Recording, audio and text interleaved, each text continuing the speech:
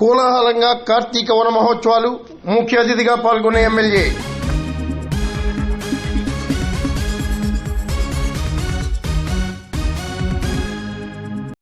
కాకినాడ జిల్లా సమర్లకోటలో కాపు సామాజిక వర్గ కార్తీక వన మహోత్సవాలు శనివారం అంగరంగ వైభవంగా జరిగాయి. పెద్దాపురం ఎమ్మెల్యే నిమ్మకాయల చినరాజప్ప, జనసేన జిల్లా అధ్యక్షులు తుమ్మల రామస్వామిబాబు, ముద్రగడ్డ కుమార్తె దార్లపూడి క్రాంతి తదితరులు పాల్గొన్నారు. నిర్వాహకులు అడబాల కుమారస్వామి, సరోజ్ వాసు, కాపు యూత్ సభ్యులు ఎమ్మెల్యేతో సహా అతిథులను ఘనంగా సత్కరించారు. కాపు సామాజిక వర్గ సంక్షేమానికి అధిక ప్రాధాన్యత కల్పిస్తామని ఎమ్మెల్యే చినరాజప్ప హామీ ఇచ్చారు.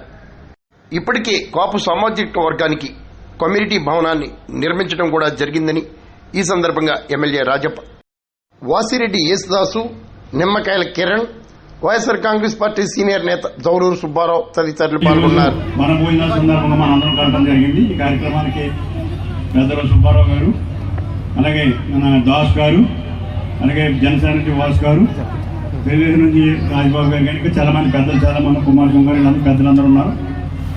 ఎంతోమంది మహిళా సోదరిమణులు వచ్చారు. అందరికీ కూడా నమస్కారాలు తెలియజేసుకుంటూ, మరి ఈరోజు చాలా సంతోషం. ఎందుకంటే మనం కార్తీక మాసంలోని ఒక నెల, ఈ నెలలో కార్తీక మాసం నెలలో ఒక రోజుని మనందరం కూడా కట్టడం జరుగుతుంది. కుటుంబంతో సహా వచ్చి ఇక్కడ కట్టడం జరుగుతుంది.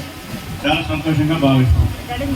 ఎందుకంటే మనందరం కూడా మరి ఎక్కడెక్కడ ఉంటాం, మరి కానీ ఒకేసారి కలం ఏదో ఫంక్షన్లో కలిస్తే లిమిటెడ్గా కలుతాం తప్పించి వన భోజనాల్లోనే మొత్తం ఎక్కువ కుటుంబం ఊరంతా మరి పట్టణం అంతా కూడా వచ్చి మరి ఇక్కడ కట్టడం జరుగుతుంది. ఒకళ్ళొకరు అర్థం చేసుకోవడం, ఒకళ్ళు మాట్లాడుకోవడం, రిలేషన్ మాట్లాడుకోవడం ఇవన్నీ కూడా జరుగుతున్నాయి. ఇది ఒక 40 సంవత్సరాలుగా శివనాయుడు గారు కాకినాడలో స్టార్ట్ చేశాడు. ఆయన అదే సాంప్రదాయాన్ని ఇప్పుడు అన్ని పట్టణాల్లోని అన్ని టౌన్లోనూ కూడా ఇది చేసుకుంటూ మనం కళ్యాణ మండపాలు కట్టుకోవాలి, కాపు కళ్యాణ మండపాలు కట్టుకోవాలని ఆలోచన వచ్చి వాళ్ళు చాలా కళ్యాణ మండపాలు కూడా మనం కట్టుకోవడం జరిగింది. మన ఇక్కడ కూడా సావనకోటలో కూడా కళ్యాణ మండపం కట్టుకున్నాం. కానీ అది పూర్తి అవ్వలేదు. అది తొందరలో పూర్తి చేస్తానని చెప్పి మీకు అందరికీ తెలియజేసుకుంటూ, ఎందుకంటే ఈరోజు నేను మూడోసారి ఎమ్మెల్యేగా నన్ను గెలిపించడం జరిగింది.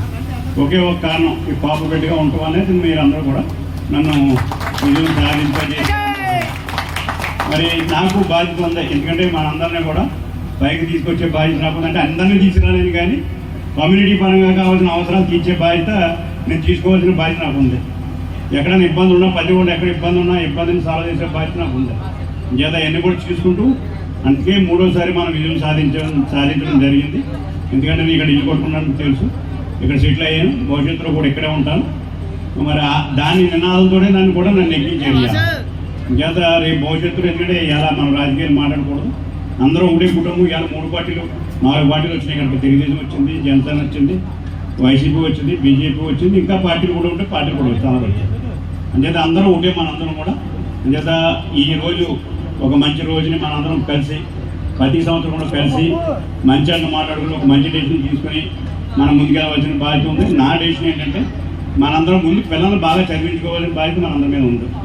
ఎందుకంటే ఇలా మన ఆస్తి తగ్గిపోయి, మన తాతలు అయితే 100 ఉన్నాయి, మన నాన్న అయితే 30 25 వచ్చారు, ఇప్పుడైతే మనకి ఎకరం కూడా లేదు. అంచేత మనం పిల్లల్ని చదివించుకుని ఉద్యోగాలు చేసే బాధ్యత ప్రతి కుటుంబానికి ఉంది. అంటే వ్యాపారస్తులు కూడా ఉండొచ్చు, నా వ్యాపారం ఉంది, నా వ్యాపారం కంటే ఎవరు ఉద్యోగం వచ్చే మంచిది. ఎందుకంటే పిల్లల్ని ఇవ్వాలంటే ఉద్యోగం చేస్తే అటెండర్ చేయని ఉద్యోగం ఇస్తున్నారు, పెళ్లి చేస్తున్నారు. అంచేత మన పిల్లలందరినీ కూడా బాగా చదివించుకుంటే ఉద్యోగాలు వస్తాయి. అంచేత మీరు అందరూ కూడా చదివించుకోవాలని, ప్రతి ఒక్కరు చదివించుకోవాలని చెప్పాలి. చదివించడం కాదంటలేదు, ఎందుకంటే చదివించున్నారు. అలాగే మన పిల్లలందరూ కూడా ఉద్యోగాలు చేస్తున్నారు. ఉద్యోగాలు చేసి ఇలా మనం ఆర్థికంగా వెనుకబడిన వాళ్ళు కూడా ఇలా పిల్లల్ని చదివించుకున్న వాళ్ళు మీరు ఆర్థికంగా పైకి వస్తున్నారు. ఇవాళ ఎందుకంటే అది కావాలి మనకి. ప్రతి ఒక్కరు ఆర్థికంగా పెరగాలి, రాజకీయంగా పెరగాలి, సాంఘికంగా పెరగాలి. ఆచారాలు కూడా మంచి ఆచారాలు రావాలి, లగ్జరీగా కూడా ఉండాలి. అంచేత మన లగ్జరీ అని చెప్పి మనం ప్రతి ఫంక్షన్ కూడా 1,00,000 రూపాయలు ఖర్చు పెట్టేస్తున్నాం. అది కూడా కరెక్ట్ కదా. అంచేత మన ఆర్థిక స్తోమతను బట్టి మనం కార్యక్రమాలు చేయాలి.